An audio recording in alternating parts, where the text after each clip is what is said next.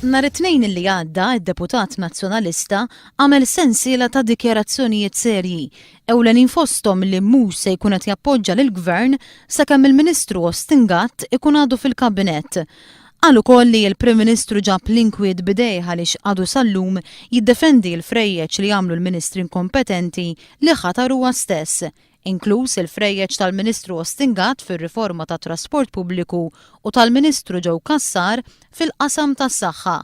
Dwar dan, One News staqsa r-reazzjoni tal-Prim Ministru Lawrence Gonzi li min-naħa tiegħu baqa' jgħid li qed imexxi gvern stabbli li qed joħloq il-ġid. Għadni nemmen il-gvern imexxi minni huwa gvern li qed jagħti l-ġid għal pajjiżna li ġab ċertifikati il-ġimil tagħhom anki f'dal-aħħar 10 tiem.